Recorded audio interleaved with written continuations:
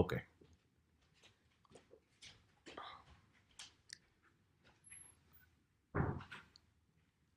இயேசுவே அங்கே இல்லைம்மா, அங்கே டிஸ்ட்ராக்ட் ஆச்சுன்னா இங்கே டிஸ்ட்ராக்ட் ஆகுமா தான். சரி. எனிவே,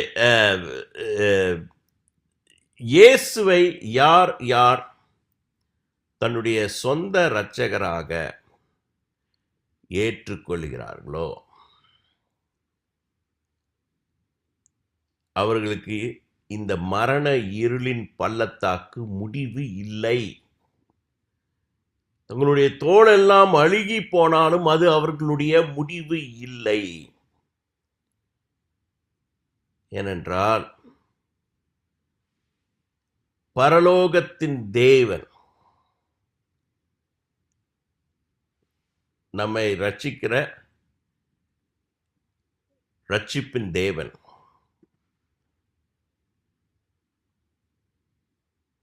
நம்மை புதிய பாதைக்குள்ளாக, புதிய ஜீவனுக்குள்ளாக நடத்தி சென்று விடுவார். இதுதான் கதை. இந்த கதை இது சாதாரணமாக வரல. நான்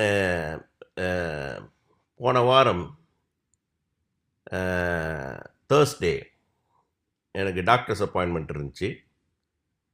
அங்கே என்னுடைய ஹார்ட்டை செக் பண்ண ஒரு எக்கோகார்டியோகிராம் என்ற ஒரு மருத்துவ காரியம் நடந்து கொண்டு இருந்தது. நான் படுத்து கொண்டு இருந்தேன். அவங்க எக்கோகார்டியோகிராம் வச்சு என்னுடைய ஹார்ட்டை செக் பண்ணி கொண்டு இருந்தார்கள். இந்த ஹார்ட்டை செக் பண்ணும்போது அந்த ஹார்ட்டுடைய சவுண்ட் அடிக்கும், டப் டப் டப் டப்னு அடிக்கும். எங்கள் அப்பா அந்த காலத்தில் கிண்டலாக சொல்லுவார், ஹேய் உனக்கு ஹார்ட் இருக்குடா அப்படின்னு.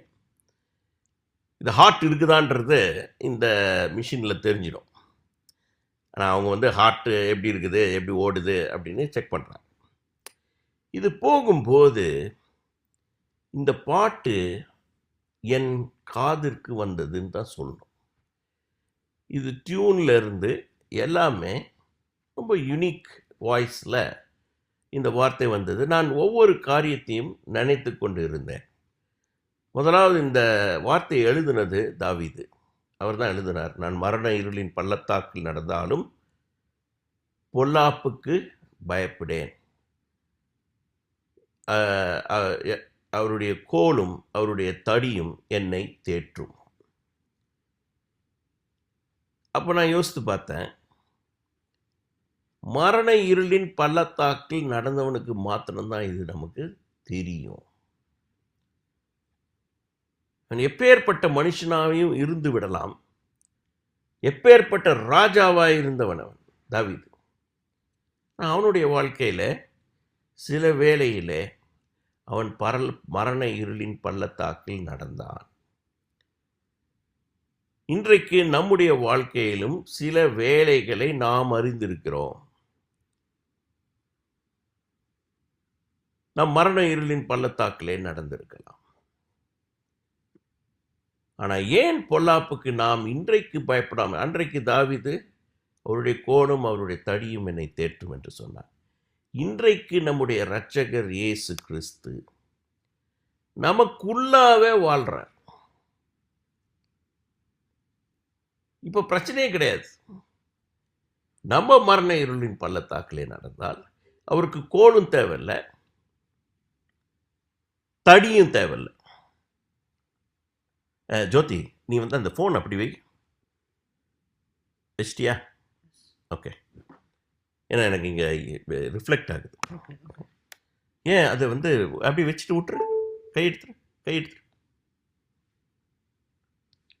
ஓகே, கை எடுத்துட்டியா? ஓகே.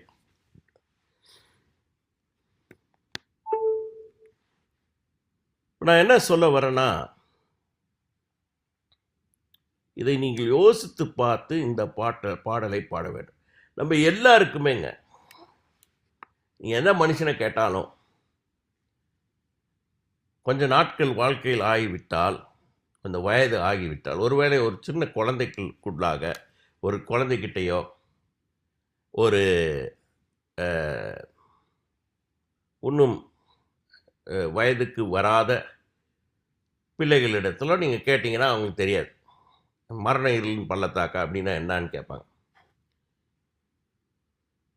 ஆனால் முக்காவாசி பேருக்கு இந்த மரண இருளின் பள்ளத்தாக்கில் நடந்த காரியம் ஞாபகத்துக்கு வரும். அப்போ என்ன அவங்க நினைக்கிறாங்கன்னா, இதுதான் எனக்கு என்னுடைய வாழ்க்கை முடிந்து விட்டது, இதற்கு மேல் எனக்கு வாழ்க்கை இல்லை அப்படின்னு நினைக்கிற அநேகர் இந்த உலகத்தில் உண்டு. ஆனால் வானத்தையும் பூமியும் படைத்த சர்வ வல்ல தேவன் நமக்கு ஒரு வழியை வைத்திருக்கிறார். அவர் சும்மா உள்ள நம்மை உருவாக்கினவர் அவர்தான்.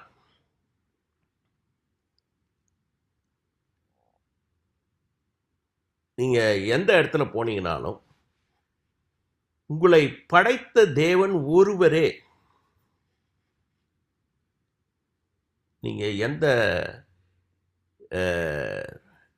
மதத்தை எடுத்துக்கொள்ளுங்கள், அதில் பின்னாடி போய் பாருங்க, யார் மனுஷரை படைத்தார்கள் என்று பார்த்தால் அங்கே எழுதியிருக்கிறது, இதை படைத்த தேவன் ஒருவரே.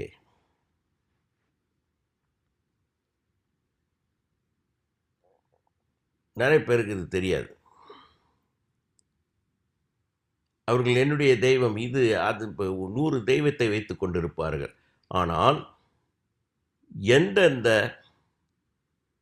பழைய நாகரிகங்கள் இருக்கிறதோ, அது சைனீஸாக எடுத்துக்கோங்க, இந்தியனாக எடுத்துக்கோங்க, இவங்கெல்லாம் பழைய நாகரிகங்கள். இவங்களுடைய பழைய புஸ்தகத்தில், இவருடைய மூல புஸ்தகத்தில் நீங்கள் போய் பார்த்தீர்களானால் அவன் எழுதி வச்சுட்டு போயிருக்கான்,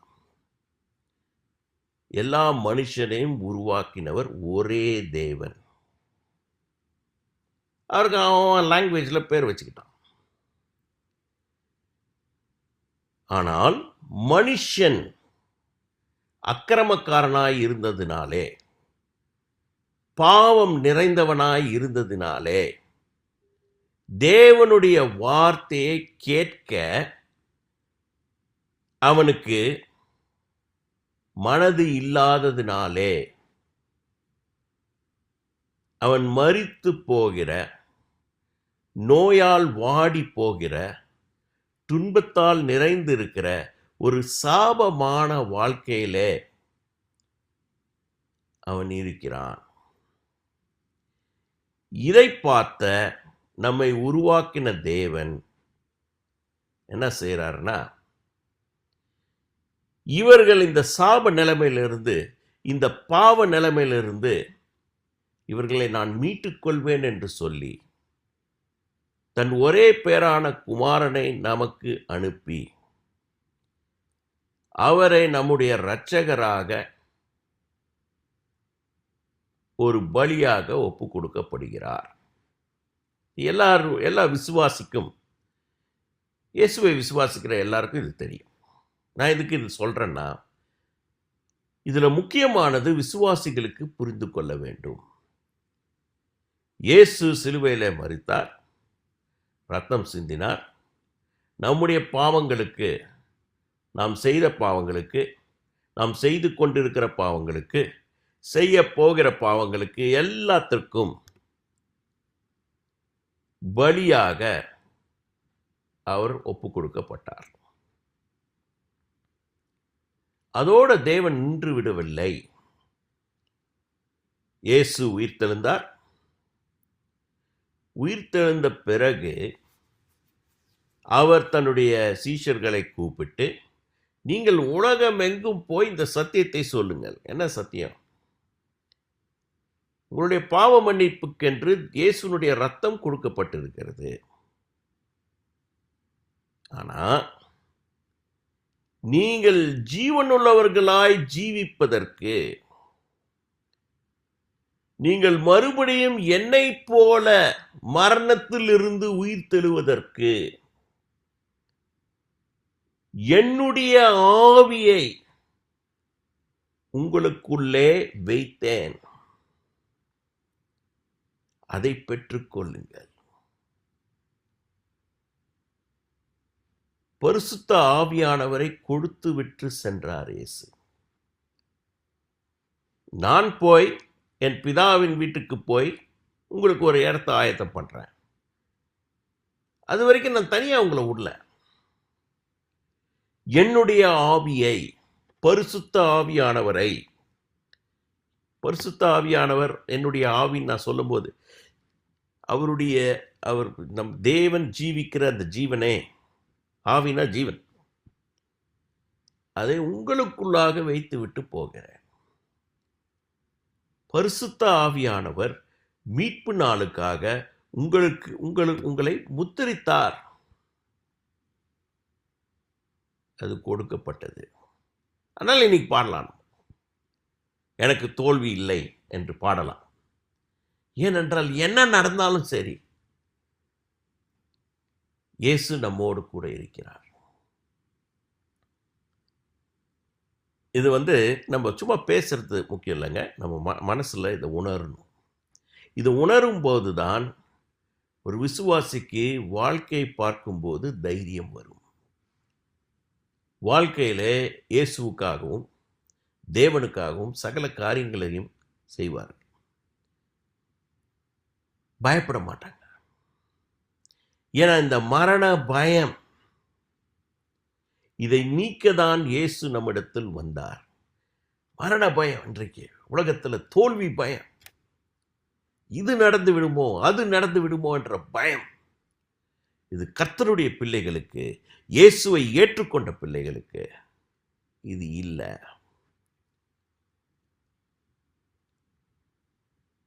மற்றதெல்லாம் இந்த உலகத்தில் நடக்கிறது எல்லாருக்கும் நடக்கும். ஒரு விசுவாசிக்கு உலகத்தில் நடப்ப காரியங்கள் எல்லாம் நடக்காதா? நடக்கும். ஆனால் ஒன்று மட்டும் நிச்சயம், இயேசு அவர்களுக்குள் ஜீவிக்கிறார். அதனால இயேசுவை யாரும் அசைக்க முடியாது.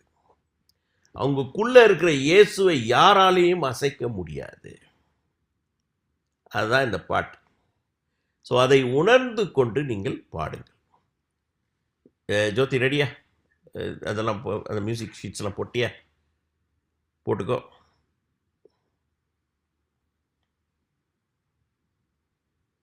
ரெடி? ஓகே.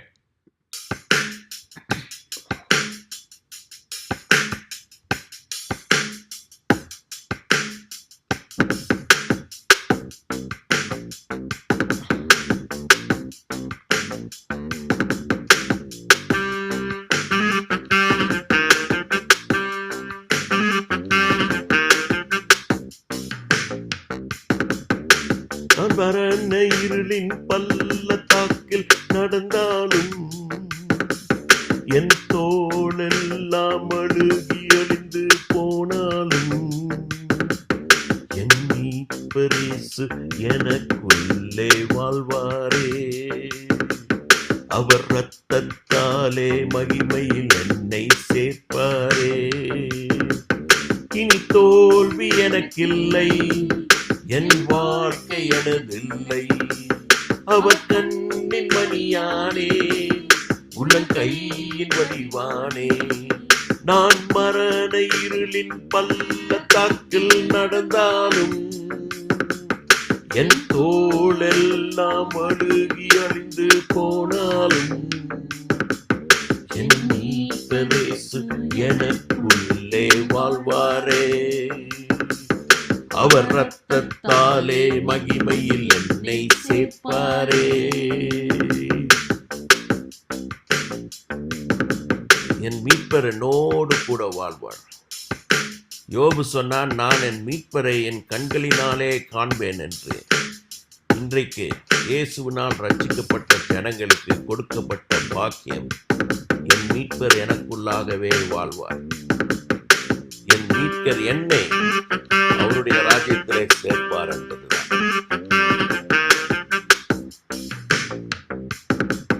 பெரும் புயலும் என்னை சூழ்ந்து சுற்றி அடித்தாலும்,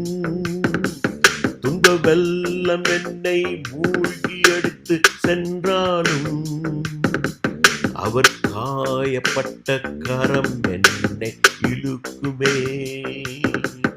அவர் பலத்தால் எழுந்து குதித்து நின்று நடப்பேனே. இனி தோல்வி எனக்கில்லை, என் வாழ்க்கை எனதில்லை. அவர் கண்ணின் மணியானேன், உள்ளங்கையின் வடிவானே.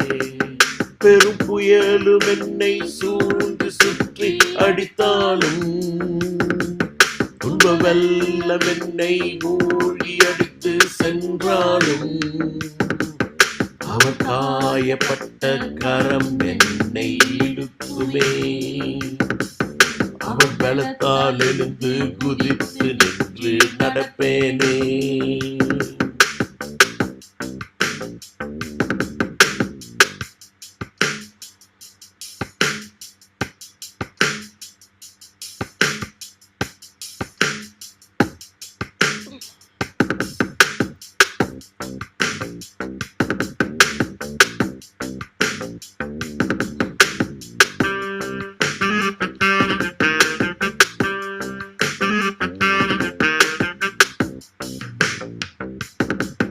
இந்த உலக வாழ்வின் அஸ்திவாரம் தகர்ந்தாலும் என் நிலையை பார்த்து உற்றாரெல்லாம் நகைத்தாலும் அவர் தோளில் என்னை சுமந்து கொண்டு நடப்பாரே.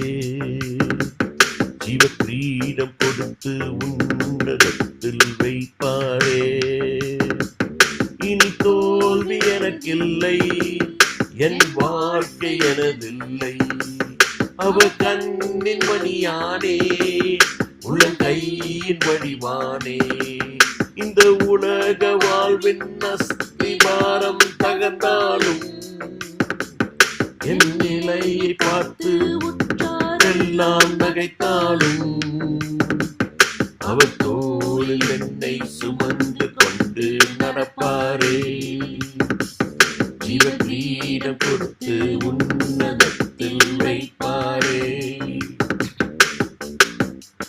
அல்லேலூயா.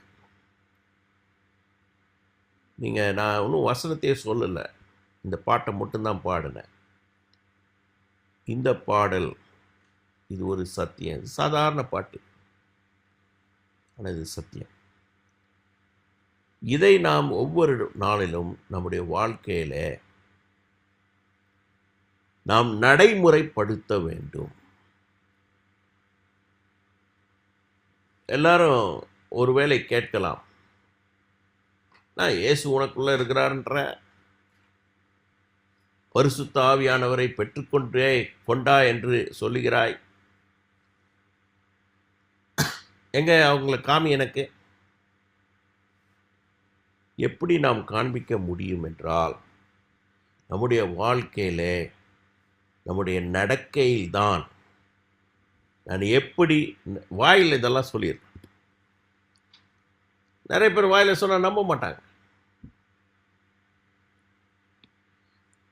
அவங்க சொல்லுவாங்க, எனக்கும் இருக்குயா, எனக்கு நிறைய கதை இருக்குயா. உன் கதையை எவன் கேட்பான்? ஆனால் நம் வாழ்க்கையிலே நடக்கும்போது, விசுவாசித்து நடக்கும்போது, நமக்குள் இருக்கும் இயேசு வெளிப்படுவார். ஏன் இந்த உலகத்தில் இவ்வளவு பெரிய சத்தியம் இருந்தும், இவ்வளவு பெரிய உண்மை இருந்தும் யாருமே அதை கொள்கிறதில்லை? கொஞ்சம் பேர் தான் ஏற்றுக்கொண்டிருக்கிறார்கள் என்றால்,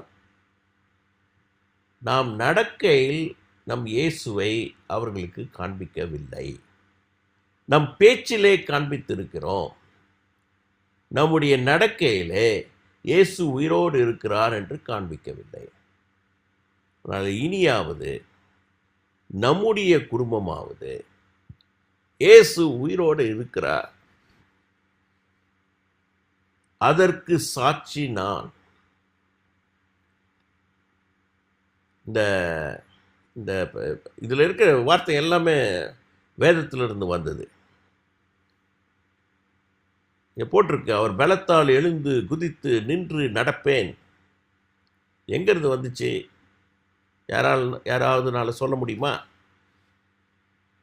சொல்லு ஜோதி, சொல்லு. எங்கேருந்து வந்துச்சு? தலை காட்டுற, எங்கேருந்து வந்துச்சு? அப்போஸ்தலர் நடவடிக்கை என்ன நடந்துச்சு? ஒரு தாயின் வயிற்றுல பிறந்ததுல இருந்தே அவனால் நடக்க முடியாது. அப்போ அவன் தேவனுடைய ஆலயத்தில் உட்கார்ந்துருப்பான். அப்போ யோவானும் பேதுரும் அப்போஸ்தலர்கள் தேவாலயத்துக்கு ஜெபம் பண்ணுற டைம் போகும்போது இவன் ஏதாவது பிச்சை கேட்டுட்டு இருப்பான். அவன் யாராவது எடுத்துட்டு வந்து அவனை அந்த இடத்துல உட்கார வைப்பாங்க. அவன் பிச்சை கேட்டிருப்பான். அவன் யோவானியும் பேதுரும் பார்த்து ஏதாவது காசு கிடைக்குமா, அவங்க ஏதாவது பிச்சை போடுவாங்களான்னு அவங்கள பார்த்துட்டே இருக்கும்போது பேதுரு அவனை உற்று பார்த்து அவனை பார்த்து சொல்லுவான், என்கிட்ட பொண்ணு வெள்ளியும் கிடையாது, ஆனா என்கிட்ட ஒண்ணு இருக்குது, அதை நான் உனக்கு தரேன்.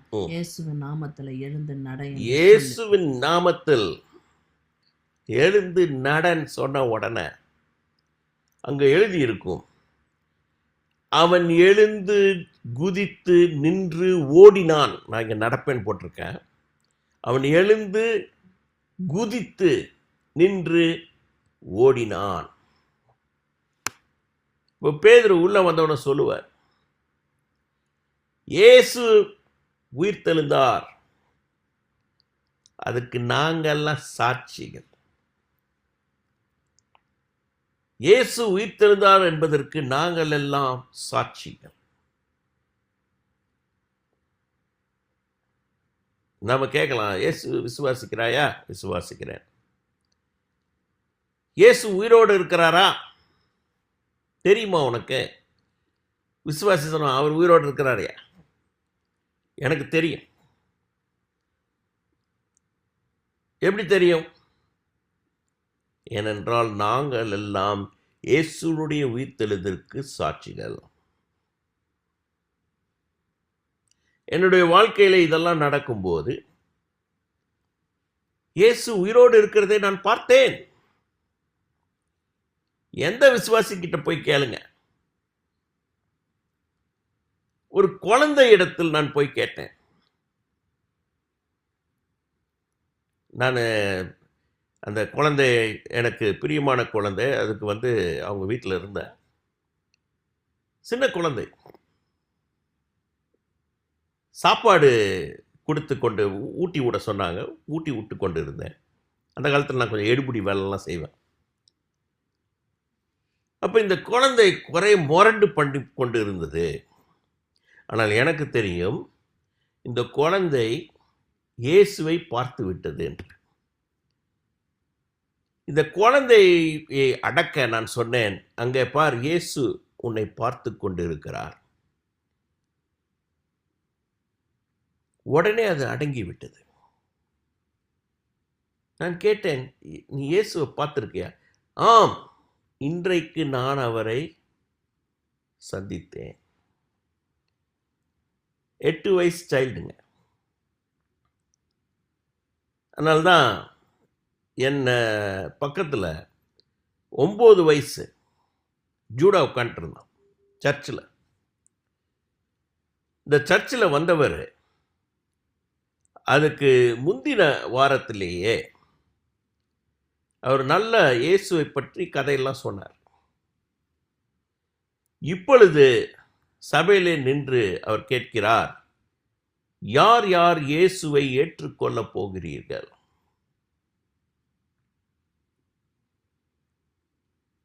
யார் இயேசுவை ஏற்றுக்கொள்ளப் போகிறீர்கள்? அவர் ஜீவனுள்ளவர் என்று யார் யார் பார்த்தீர்கள்? அந்த சபையே அப்படியே நின்றது. ஒரே ஒரு சிறு பையன்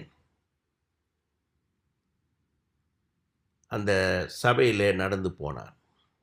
என்னிடத்தில் கேட்டான் முதல்ல, டாடி, நான் இயேசுவை பார்த்து விட்டேன்,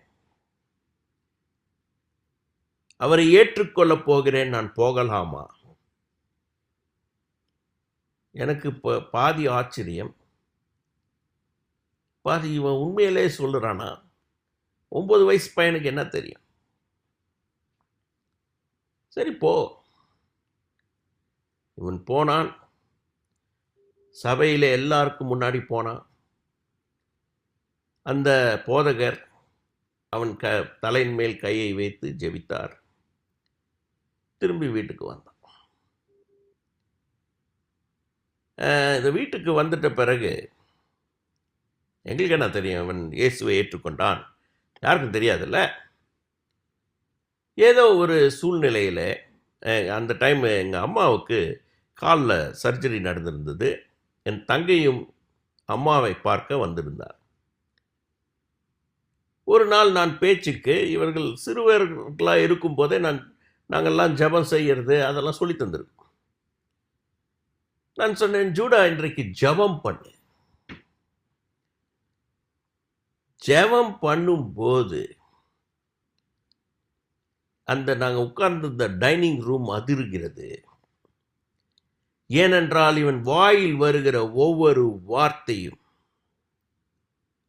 ஒவ்வொரு விதத்திலும் அவன் தேவனை துதிப்பதிலும், அவன் ஜெபத்திலே சொல்றான். நாங்கள்லாம் கொஞ்சம் சோம்பேறிகளாக ஜெபத்திலே கொஞ்சம் ஸ்தோத்திரம் ஸ்தோத்திரம் அப்படி சைலண்டாக சொல்லிட்டு இருந்தோம். அவன் ஜெபத்திலே சொன்னான், உம்மை போல ஒரு மகிமையுள்ள தேவனை இப்படியா நாங்க துதிக்கிறது? இங்கிலீஷ்ல சொன்னான், Lord should we just be praising you just like this? எங்களுக்கெல்லாம் தூக்கத்தில் எழுப்பினது போல் இருந்தது.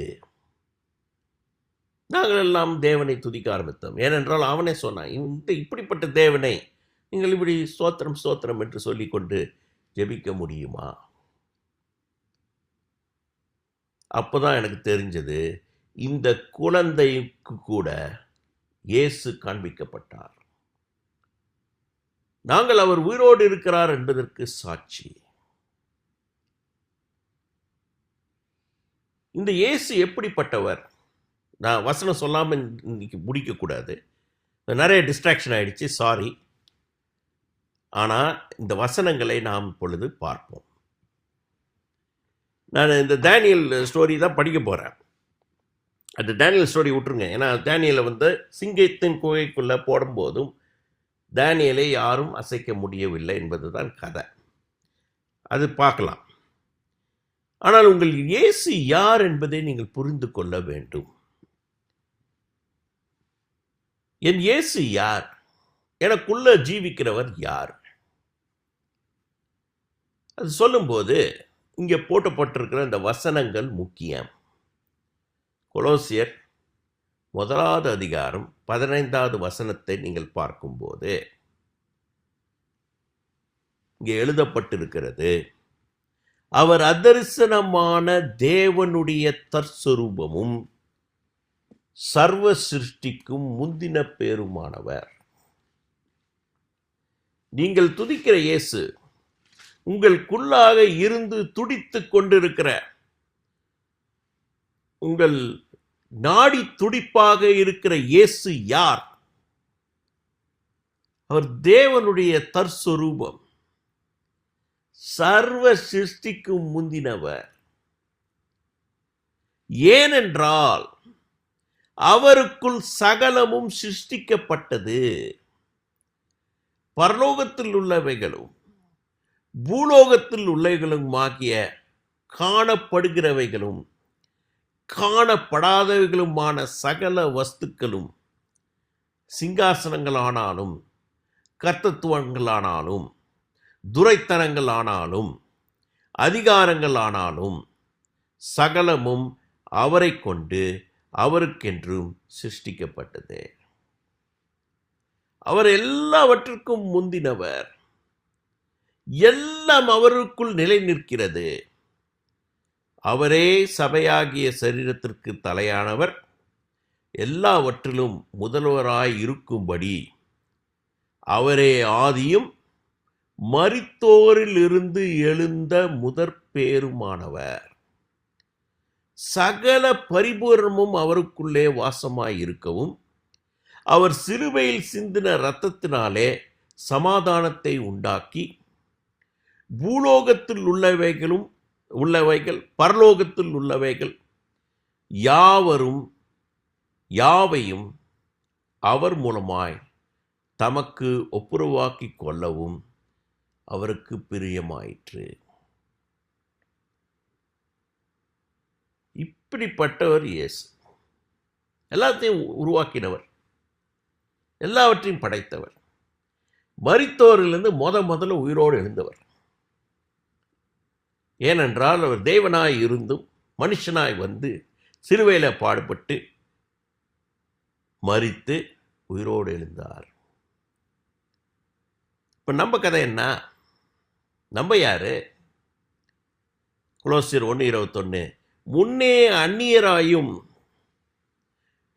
துர்க்கிரியைகளினால் மனதிலே சத்துருக்களாயும் இருந்த உங்களையும்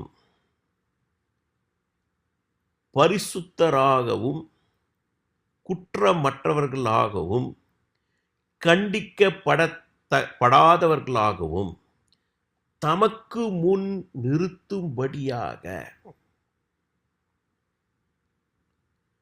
அவருடைய மாமிச சரீரத்தில் அடைந்த மரணத்தினாலே இப்பொழுது ஒப்புரவாக்கினார்.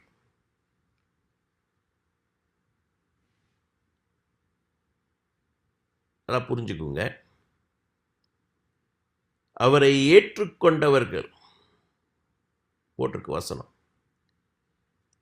அவரை ஏற்றுக்கொண்டவர்கள் எத்தனை பேரோ, யோவான்ல போட்டிருக்கு, அவருக்கு சொந்தமானதில் அவர் வந்தார்.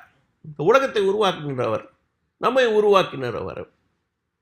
தாயின் கர்ப்பத்திலே தன்னுடைய கை விரல்களினால் நம்மை உருவாக்கினார். நமக்கு கண்ணு கொடுத்தவர் அவர், கை காலை கொடுத்தவர் அவர், நம் இறுதிய துடிப்பை உண்டாக்கினவர் அவர். தாயின் கர்ப்பத்திலிருந்து வெளியில் வந்தவன முதல் மூச்சு விடுறதுக்கு காரணமாக இருந்தவர். தனக்கு சொந்தமானவர்களிடத்திற்கு அவர் வந்தார். இந்த உலகமோ அவரை ஏற்றுக்கொள்ளவில்லை. அவரை ஏற்றுக்கொண்டவர்கள் எத்தனை பேர்களோ அத்தனை பேர்களும் தேவனுடைய புத்திரராகும்படி, தேவனுடைய பிள்ளைகளாகும்படி அவர்களுக்கு அதிகாரம் கொடுத்தார். நீங்கள் எல்லாரும் தேவனுடைய பிள்ளைகள், அதிகாரம் பெற்றிருக்கிறீர்கள். அப்ப இன்றைக்கு நாம் நிற்கும் போது நாம் பரிசுத்தர்களாகவும் குற்றமற்றவர்களாகவும் கண்டிக்கப்படாதவர்களாகவும் தேவனுடைய சமூகத்தில் நிற்கிறோம்.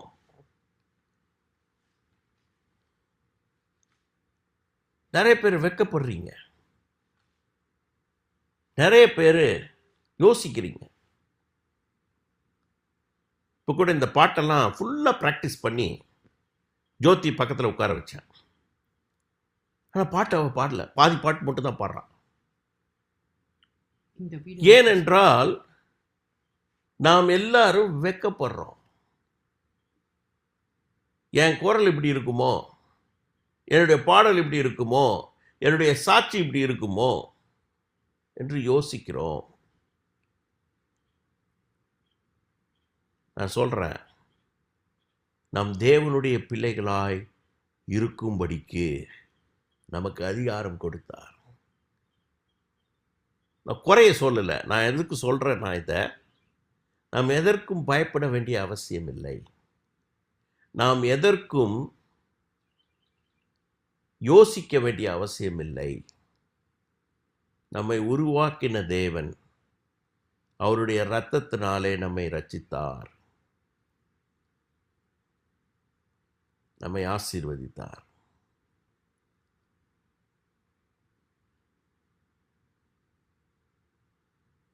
ஏன்னா அந்நியரும் துரோகிகளாயும் இருந்தோம் போட்டிருக்கு. துர்க்கிரியைகளினாலே மனதிலே சத்துருக்களாயிருந்தோம். அதனால தான் இங்கே இப்போ கொலோசியர் 1:22 போட்டிருக்கு, நீங்கள் கேட்ட சுவிசேஷத்தினால் உண்டாகும் நம்பிக்கையை விட்டு அசையாமலும் ஸ்திரமாயும் உறுதியாயும் விசுவாசத்திலே நிலைத்திருப்பீர்களானால் அப்படியாகும். எப்படி ஆகும்? நீங்கள் பரிசுத்தராக நிற்பீர்கள், குற்றமற்றவர்களாக நிற்பீர்கள், கண்டிக்கப்படாதவர்களாக தேவனுடைய சிங்காசனத்துக்கு முன்பாக தேவனுடைய பிரசனத்திலே தேவனுடைய பரலோக ராஜ்யத்திலே நீங்கள் நிற்பீர்கள். அதனால் நீங்கள் என்ன பண்ணணும்னா, இந்த நம்பிக்கையை விட்டு விடக்கூடாது.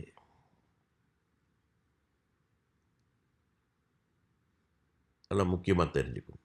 ஆச்சா, இன்றைக்கி உன்னோட பாடலை நம்ம போன வாரத்துக்கு முந்தின வாரம் அந்த பாடலை பாடினோம்.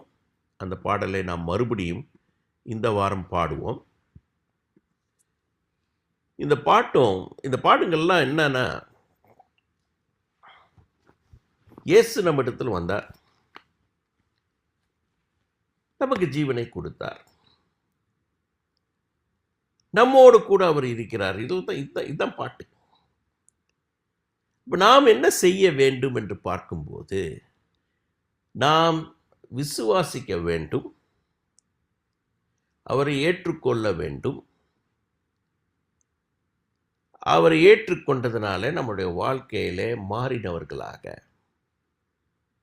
பரிசுத்தம் உள்ளவர்களாக, நீதியை செய்கிறவர்களாக, உண்மையும் நேர்மையுமாய் இருக்கிறவர்களாக மாறணும். அவ்வளோதான். நான் என்னுடைய பிள்ளைகளிடத்தில் போன இந்த வாரம் சொன்னேன், நீங்கள் எல்லாம் இயேசுவை ஏற்றுக்கொண்டீர்கள். நீங்கள் மீட்பு நாளுக்காக பரிசுத்த ஆவியானவரால் முத்தரிக்கப்பட்டிருக்கிறீர்கள். சீல் குத்தியாச்சு. இந்த பார்சல்ல போட்ட பிறகு நம்ம இந்தியாவில் முக்கியமாக அந்த பார்சலுடைய இடத்துலலாம் ரெட்டாக ஏதோ ஒன்று வச்சு அப்படி சீல் குத்துவாங்க. எதுக்குன்னா, இது ரெடி, இந்த பார்சல் ரெடி. நம்மளை எல்லாம் சீல் குத்தி வச்சுட்டார் கர்த்தர். எதுக்கு? பரலோக ராஜ்யத்தில் அவரிடத்தில் போய் சேருவதற்கு. இதில் எந்த மாற்றம் இல்லைங்க. அதாங்க சத்தியம். நீங்கள் யாராய் இருந்தாலும் சரி, ஒருவேளை சிறையிலே நிறைய கொலைகள் செய்துவிட்டு கிரிமினலா இருந்தா கூட சரி,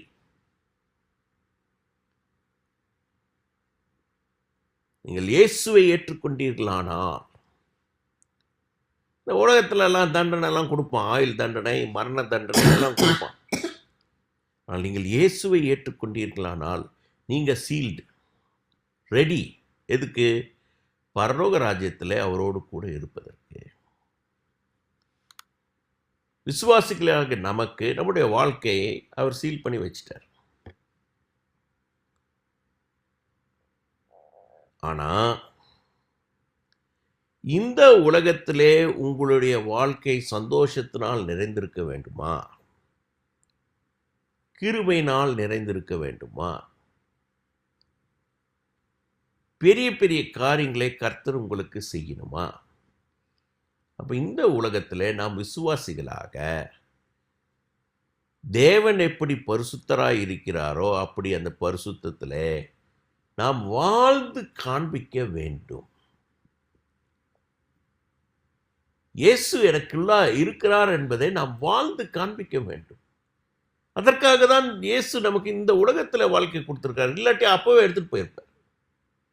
இன்றைக்கு நீங்கள் விசுவாசிகளாக தேவனை ஏற்றுக்கொண்டவர்களாக இயேசுனுடைய ஜீவனை உங்களுடைய வாழ்க்கையிலே வாழ்ந்து காண்பிக்க வேண்டும். அந்த வைராக்கியத்தை வச்சுக்கோங்க, வாழ்ந்து காண்பியுங்கள்.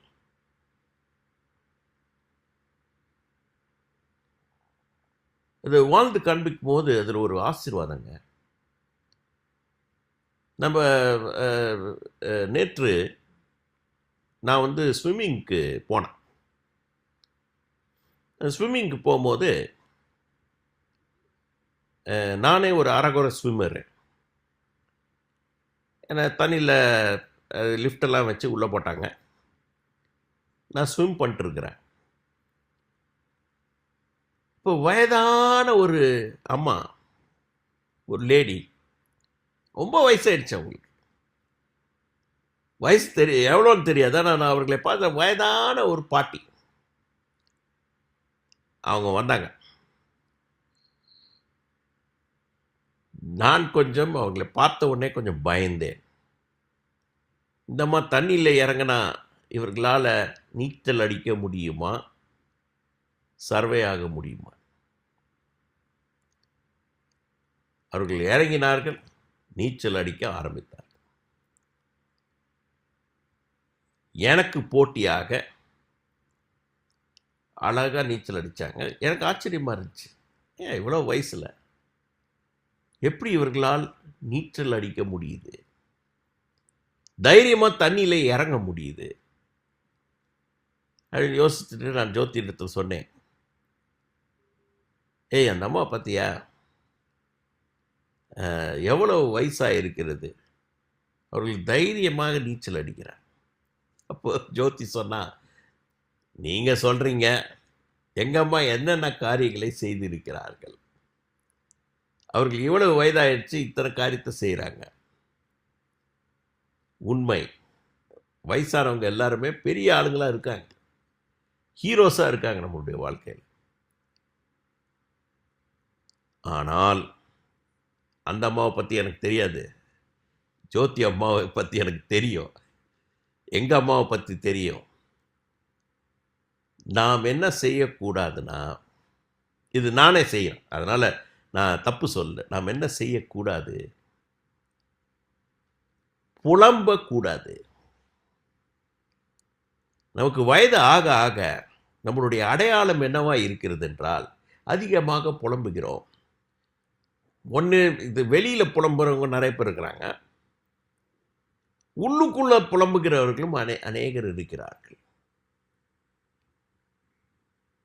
ஆனால் நீங்கள் புலம்பக்கூடாது. ஏன் புலம்பக்கூடாதுன்னா, உங்களுக்குள்ளாக இருக்கிறவர் சர்வத்தையும் உண்டாக்கின சர்வ வல்ல தேவன் உங்களுக்குள்ளாக இருக்கிறார். அதனால் நாம் சந்தோஷப்பட்டு கொண்டாடுகிற ரட்சிப்பு நமக்கு கொடுக்கப்பட்டது. அதனால் இந்த பாட்டை பாடுவோம்.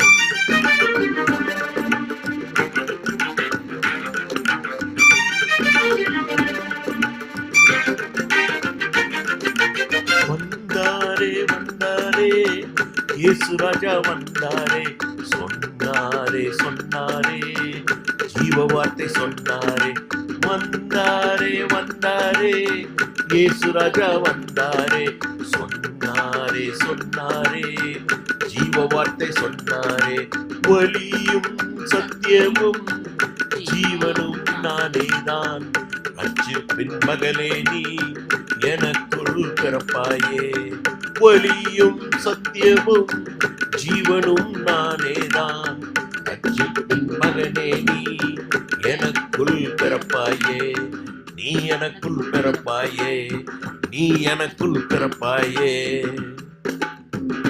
வழியும் சத்தியமும் ஜீவனும் அவர் தாங்க. அவருக்குள்ளாக நாம் பிறக்க வேண்டும்.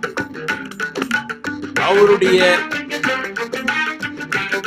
சாயலினாலே நாம் ஒவ்வொரு நாளும் மறுரூபமாக்கப்பட வேண்டும். ஏனென்றால் அவரே வழியும் சத்தியமும் ஜீவனுமாயிருக்கிறார்.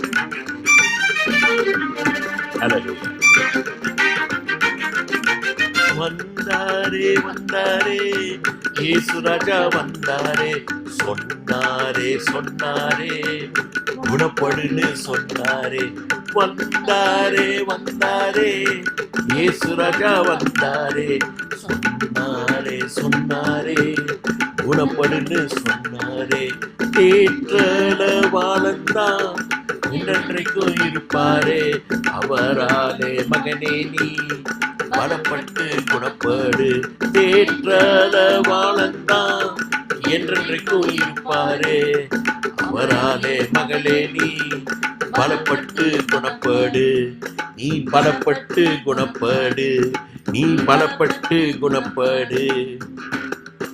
வியாதியாய் நடக்க முடியாம படுக்கையோடு கூட ஒருவன் யாராவது உதவி செய்வாங்களான்னு ஒரு இடத்துல இருந்தான். இயேசு சொன்னார், உன் படுக்கையை எடுத்துக்கொண்டு நட, குணப்படும். அவர் சொன்ன நம்ம படுக்கையை எடுத்து நடக்குது, நாம் குணப்படும். வந்தாரே வந்தாரே இயேசு ராஜா வந்தாரே, தொட்டாரே தொட்டாரே சுகப்படுன்னு தொட்டாரே. வந்தாரே வந்தாரே இயேசு ராஜா வந்தாரே, தொட்டாரே தொட்டாரே சுகப்படுன்னு தொட்டாரே. சமாதான ரத்தம் தான் அவர் நமக்கு தந்தது, அதை வைத்து மகளே நீ பாவ சாபம் மேற்கொள்ளு. சமாதான ரத்தம் தான் அவர் நமக்கு தந்தது, அதை வைத்து மகனே நீ பாவ சாபம் மேற்கொள்ளு. நீ பாவ சாபம் மேற்கொள்ளு, நீ பாவ சாபம் மேற்கொள்ளு. இனி பாவமும் சாபமும் நம்மை மேற்கொள்ளாது. நாம் அதை உதறி தள்ளிவிட்டு நம் ராஜாதி ராஜா இயேசுவை நாம் பின்பற்ற வேண்டும். அவருடைய ஜீவனை நம்முடைய வாழ்க்கையில காண்பிக்க நாம் வாழ்ந்து காண்பிக்க வேண்டும்.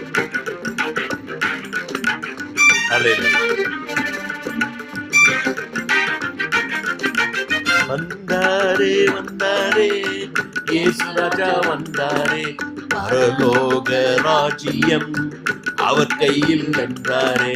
வந்தாரே வந்தாரே இயேசு ராஜா வந்தாரே, பரலோக ராஜ்யம் அவர் கையில் நின்றாரே. அவர் கற்பனைகள் தான் நித்திய ஜீவன் தந்தீரும், அதை பற்றி மகளே நீ என்றென்றைக்கும் வாழ்ந்தேடு. அவர் கற்பனைகள் தான் நித்திய ஜீவன் தந்தீடும், அதை பற்றி மகனே நீ என்றென்றைக்கும் வாழ்ந்தீடு. நீ என்றென்றைக்கும் வாழ்ந்தீடு, நீ என்றென்றைக்கும் வாழ்ந்தீடு. இயேசு நம்மளங்க சும்மா கொஞ்ச நாள் வாழ்ந்துட்டு மரிப்பதற்காக நம்மை அவர் ஏற்படுத்தவில்லை. நாம் என்றென்றைக்கும் உயிரோடு இருக்க நித்திய காலமாய் அவருடைய ராஜ்யத்திலே அவரோடு கூட இருக்குவதற்காக நம்மை உருவாக்கினார்.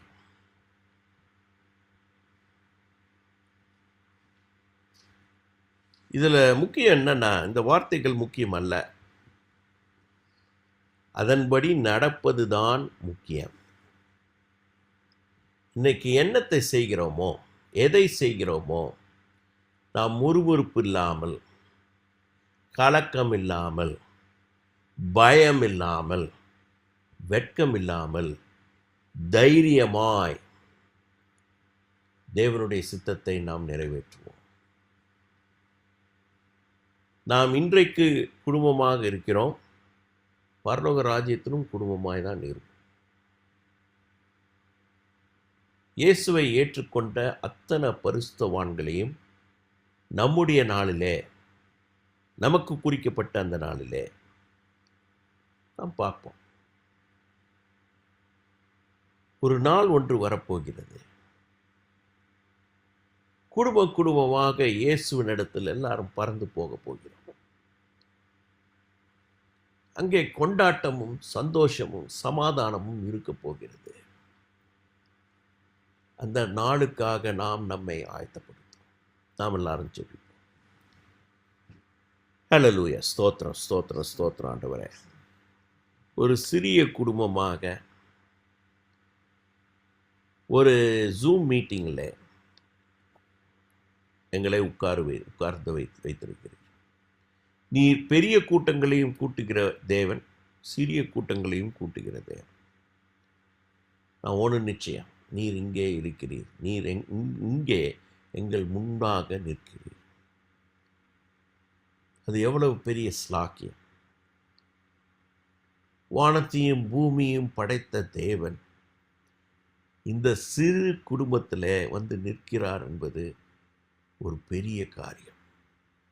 உடைய இரக்கத்திற்காகவும் உம்முடைய கிருபைக்காகவும் உம்முடைய அன்புக்காகவும்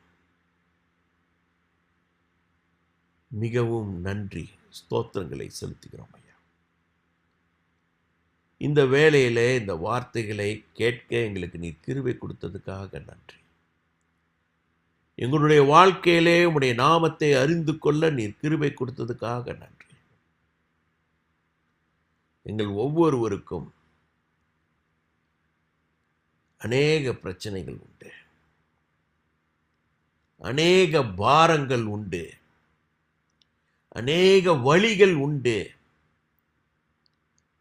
ஆனால் ஆண்டவரே, இந்த வேளையிலே நீர் எங்கள் ஒவ்வொருவரையும் தொட்டு எங்களை குணப்படுத்தும். எங்களுடைய பாவத்திலிருந்தும் சாபத்திலிருந்தும் எங்களை விடுதலையாக்கும். எங்களுடைய இருட்டான வாழ்க்கையிலே வெளிச்சத்தை எப்பொழுதும் தாரும். எங்களுடைய பெருமைகள், மேட்டுமைகள் எல்லாவற்றையும் உடைத்து தகர்த்து எரியும் ஆண்டவரே. உம்முடைய ஜீவன் எங்களுக்கு முக்கியம். நீர் கொடுக்க போகிற நித்திய ஜீவன் எங்களுக்கு முக்கியம். அதனால எங்களை மனம் திரும்ப செய்யும். நாங்கள் வாழ்க்கையில் இந்த நாளிலிருந்து புதிய விதமாக நாங்கள் வாழ்க்கையில் நடந்து கொள்ள வேண்டும்.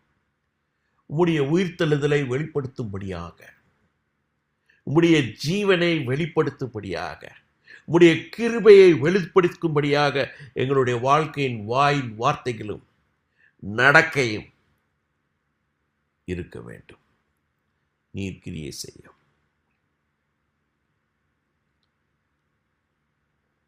நாங்கள் வாழ்கிற வாழ்க்கை உமக்கு மகிமையை கொடுக்க வேண்டும். நீர் கிரியை செய்யும். நாங்கள் மரண இருளின் பள்ளத்தாக்கிலே நடந்தால், எப்பேற்பட்ட நோய் வந்தாலும், ஒருவேளை எங்கள் தோல் எல்லாம் அழுகி சிதைந்து போனாலும், என் இயேசு என்னோடு கூட இருக்கிறார் என்ற தைரியத்தை, அவர் என்னை நித்திய ஜீவனுக்குள்ளாக என்னை நடத்துவார் என்ற பலத்தை நீர் எங்களுக்கு தாரும். நாங்கள் வாழ்க்கையில் இருக்கும் ஒவ்வொரு தருணத்திலும் நாங்கள் குதித்து எழுந்து ஓடி உடைய நாமத்தை நாங்கள் மகிமைப்படுத்த வேண்டும். நீ கிரியை செய்யும். எங்களுடைய வாழ்க்கையை உடைய கரத்தில் ஒப்பு கொடுக்கிறோம். எங்களுடைய எல்லா காரியங்களையும் உடைய கரத்தில் ஒப்பு கொடுக்கிறோம். நீர் எங்களை பலப்படுத்தி நீர் எங்களை வழி நடத்தும். இயேசு நாமத்தில் வேண்டிக் கொள்கிறேன், ஜீவனும் நல்ல பிதாவே, ஆமென். எல்லாருக்கும் ரொம்ப நன்றி. அடுத்த வாரம் நாம் சந்திப்போம்.